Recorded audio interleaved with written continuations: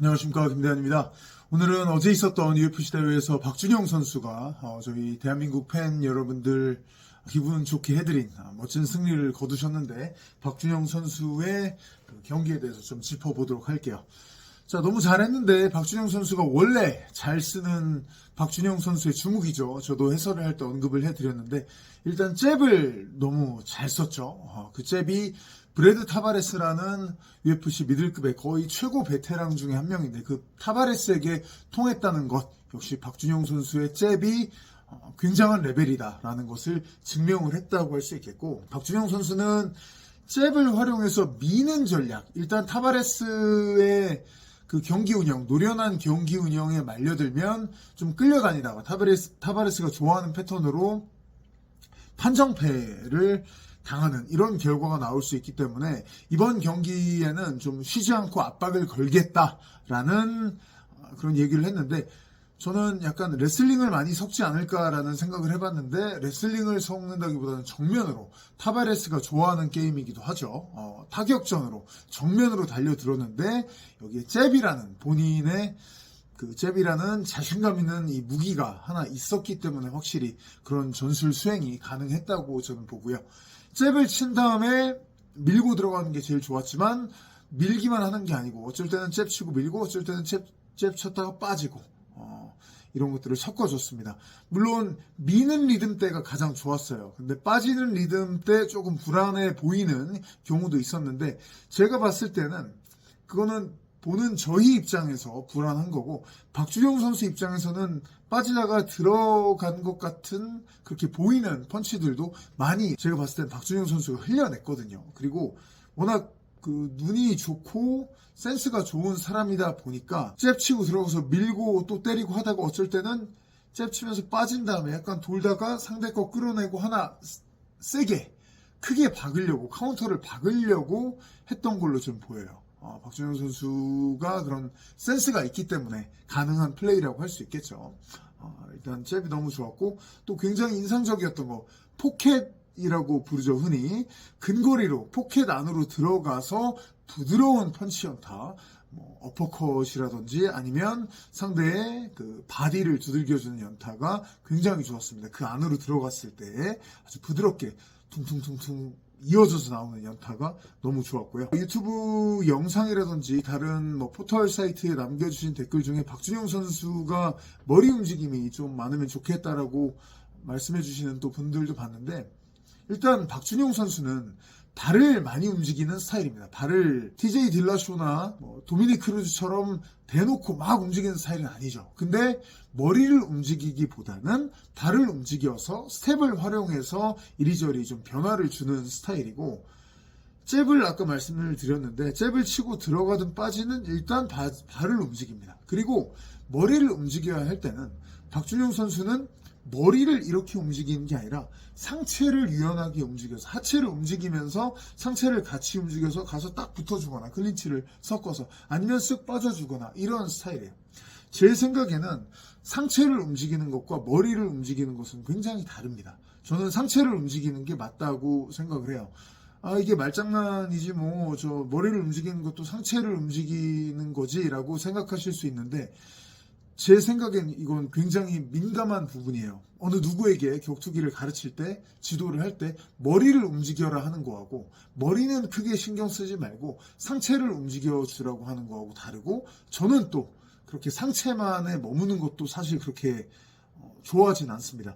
박준영 선수가 이번 경기에도 많이 나왔는데, 과거에 위대한 무하마드 알리도 잘 했습니다만, 박준영 선수도 워낙 센스가 좋고 하다 보니까 상대 펀치가 이쪽에서 딱 올 때 퍽 하고 맞으면 끝나는데, 푹 이렇게 약간 와주는 방향으로, 펀치가 오는 방향으로 흘려주는 동작을 굉장히 잘해요. 근데 이게 이렇게 가만히 서 있다가 오는데 퍽 맞는 펀치를 슉슉 무슨 만화처럼 흘리는 게 아니라, 하체 움직여주고 있다가 상체도 같이 움직여주다가 이렇게 빼주다가 마지막에 왔을 때 돌리는 거지, 그냥 고개만 움직여서 해결하는 게 아니거든요. 그 전에 이미 가장 기본이 되는 하체 그리고 상체를 움직이고 있는데, 끝에 이 고개 틀어주는 거 정도 하나 더하는 거죠. 뭐 요리로 치면 다 어느 정도 한 다음에 마지막에 더하는 감칠맛 정도로 봐줘야 되는 거예요. 그게 핵심 포인트가 아닙니다. 메인이 아니에요. 근데 그 동작들이 워낙 신기하고 잘 하다 보니까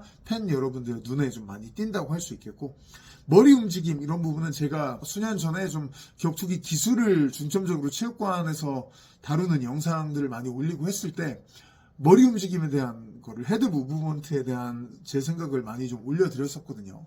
나중에 한번 이 부분은 다시 한번 제 생각을 좀 정리를 해서 설명을 드리면 좋을 것 같아요. 이게 너무 길어질 수 있을 것 같아서.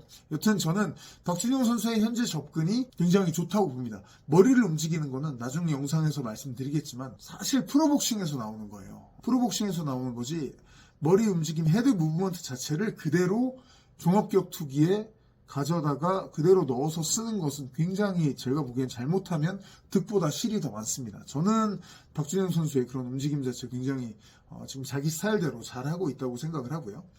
그리고 클린치에서의 테이크다운을 준용 선수가 잘 하면서 마지막 라운드에 그라운드에서의 컨트롤을 승리의 그 키포인트 중 하나로 딱 갖고 갔는데, 브래드 타바레스는 현 챔피언 드리키스 디플래시, 그리고 안토니오 카를로스 주니어, 요엘 로메로, 후쿠다 리키, 크리스 와이드먼, 제가 지금 나열드린 선수들과 다 판정까지 갔던 선수입니다. 물론 이들 외에도 많죠. 전적이 너무 많죠. 챔피언들 로버트 휘테커, 이스라엘 아데사냐 다 싸웠었죠. 이 타바레스는. 근데 제가 아까 말씀드린, 언급드린 선수들이 다 이 타바레스를 타바레스에게 이기든 졌든 타바레스를 제압을 했었어도 완전히 피니쉬를 시키지 못하고 판정까지 다 갔어요. 아니면 판정으로 가서 진 선수도 있고요. 결국 뭐냐면 제가 아까 언급드린 선수들이 다 그래플러들이거든요. 힘도 좋고 실력도 굉장히 좋은 그 선수들이 모두 다 그라운드에서 끝을 내지 못했던 선수, 잡아놓지 못했던 선수가 바로 브래드 타바레스예요. 그래서 커리어를 보시면 서미션 패가 없습니다. 이 타바레스는. 오히려 KO 패는 있어도. 근데 박준용 선수가 테이크다운 시켜서 눌러놓은 거죠. 굉장히 큰 일이에요. 타바레스가 지금 탑에 들어와 있는 랭커도 아니고 하다 보니까 이게 임팩트가 크게 다가오시지 않을 수 있지만 저는 아주 굉장한 일을 했다고 생각을 하고요. 박준용 선수는 경기에서 클린치에서 타바레스를 계속 괴롭히는 플레이를 하다가 테이크다운을 시도를 했고, 태클로 많이 내려갔다기보다는 클린치에서 괴롭히다가 넘기는 기술을 많이 보여줬고, 또 그라운드로 갔을 때는 마지막 라운드에 그 다게스탄 수갑 컨트롤을 완벽하게 구사했습니다. 이 기술에 대해서 조금 설명을 드리면, 다게스탄 수갑 컨트롤 먼저 해설을 할 때마다 많이 설명을 드리는데, 저는 이제 다게스탄 수갑 컨트롤은 현대 종합격투기에서 하프가드, 사이드 마운트, 백마운트, 보통 주짓수에서 가드를 벗어나면 이 정도로 정의를 하는데, 저는 이 중에 하나의 포지션으로 들어가도 될 정도로 다게스탄 수갑 컨트롤은 완전 포지션 중에 하나로 자리가 잡혔다고 봐요. 다게스탄 수갑 컨트롤은 뭐냐? 위에 있는 사람이 밑에 있는 사람의 한쪽 다리와 대각선 팔 쪽을 제압해 놓은 포지션입니다. 그래서 상위 포지션에 있는 사람이 하위 포지션에 있는 사람을 컨트롤하는 포지션이 이 다게스탄 수갑 컨트롤이에요. 하빔 누르마고메도프가 처음에 이 기술을 갖고 나왔을 때는 그 당시에 이 컨트롤은 그 자체가 두려운 약간 괴물 같은 존재, 아니면 전쟁에서 갑자기 튀어나온 신무기 같은 존재, 그랬었어요. 그래서 이거 걸리면 죽는다 이런 느낌이었거든요. 근데 이제는 UFC에 있는 선수들이 우리 박준영 선수든 UFC의 초창기에 들어오는 선수든 다 알고 있어요. 이 기술에 대해서. 파이법도 다 나왔고 어떻게 거는 건지도 다 나왔습니다. 제가 봤을 때 현재의 다게스탄 수갑 컨트롤의 위치는 그라운드 그 공방 중에 지하철 신도림역 같은 존재예요. 아주 핵심적인 역인데 여기서 머무는 역이 아니라 환승이 여러 군데로 되는 거예요. 다게스탄 수갑 컨트롤을 잡아서 상대가 거기서 가만히 있으면 맞으니까, 예전에 합입 시절에는 풀지를 못하고 두들겨 맞았었던 모습이 많았죠. 마이클 존슨이 가장 대표적인 예였는데, 근데 푸는 게 나왔거든요. 근데 푸는 것에 따라서 상대의 백으로 이동할 수가 있고, 아니면 상대가 등을 대고 하프가드로 눕는 길을 택해서 상위 포지션으로 상대의 하프가드 탑으로 올라갈 수도 있고, 아니면 상대가 다시 터틀로 가서 터틀에서 강한 타격을 날릴 수도 있고, 상대가 진짜 잘 풀면 일어나는 장면이 나오긴 하는데 보통은 한 3가지 정도, 환승을 3가지 정도 하는 걸로 정의가 됩니다. 아예 백을 잡거나 상대가 등 대고 누워서 하프가드로 가거나 터틀로 가거나 이 정도로 나뉘는데 브레드 타바레스는 이날 3라운드에서 결국은 박준영 선수의 그 다게스탄 수갑 컨트롤에 걸려서 고생을 하다가 등 대고 눕는 하프로 가서 일단 눕는 길을 택했어요. 결국은 잡힌 거예요. 그라운드에서 잡혀 있던 거예요.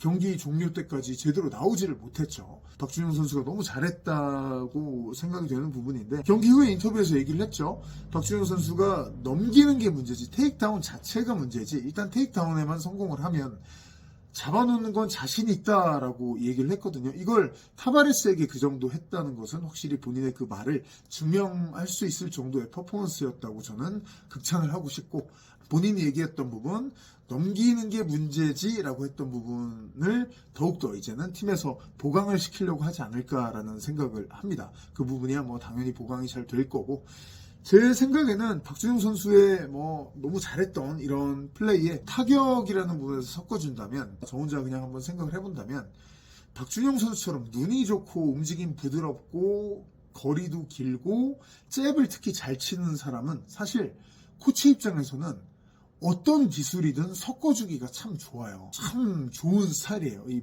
블렌딩 자체가 뭘 갖다 섞어도 참 맛이 잘 나는 스타일이거든요.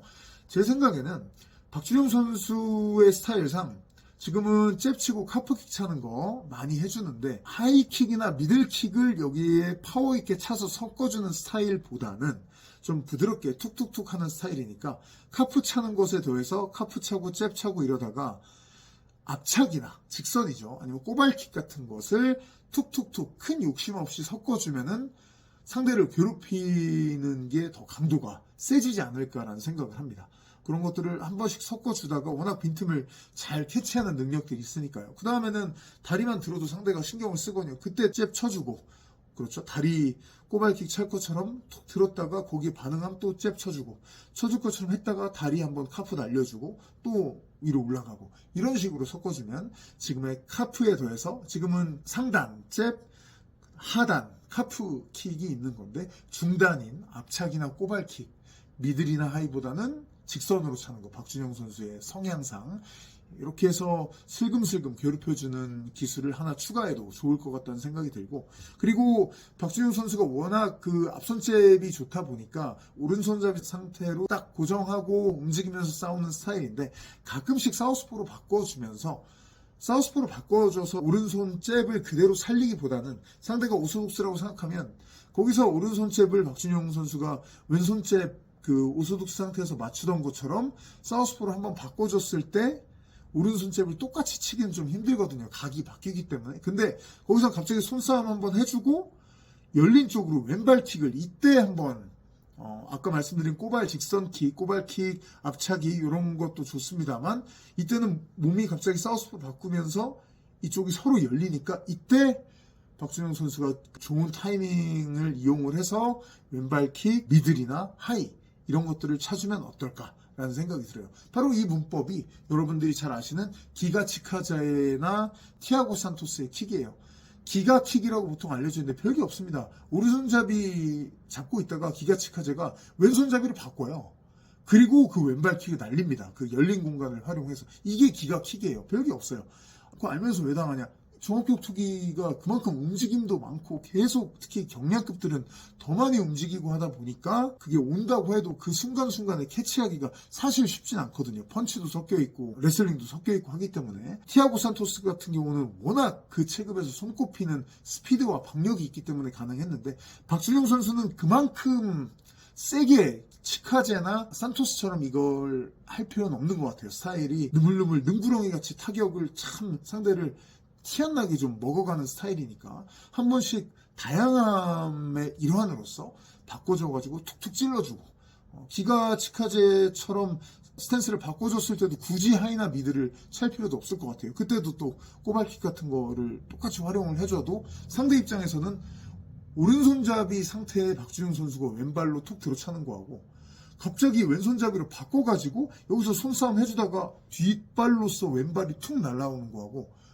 달라요. 실제로 해보시면 느낌이 상대 입장에선 다릅니다. 특히 박준영 선수처럼 눈과 센스가 좋은 사람이 그런 공격들을 적절히 섞으면 완전히 상대 입장에선 새 무기가 하나 또 들어오는 거거든요. 새 기술이 하나 추가돼서 들어오는 느낌이거든요. 그런 것들이 먹히기 시작하면 그 다음에는 또 박준영 선수 같은 경우는 뭘 할 수 있냐면 왼발을 차고 그 왼발이 떨어지기 전에 왼발을 차고 떨어지기 전에 뒷손 툭 왼손 넣어주는 거죠. 왼발 차기 하고 접기 전에 툭툭 툭툭 이런 거 왼손잡이 선수들이 굉장히 많이 하잖아요. 고 앤디욱 선수 K1의 앤디욱 선수가 참 잘 썼었다고 제가 UFC 했을 때도 설명을 많이 드리는데 요즘에 UFC 선수들도 아주 많이 있습니다. 이런 것들이 다 막 은간우 선수의 펀치 한 방 빡 이런 것 같은 게 아니라 하나하나 상대방을 허를 여기를 찔렀다가 빈틈을 또 여기를 찔렀다가 또 여기 찌르고 하는 박준영 선수의 스타일에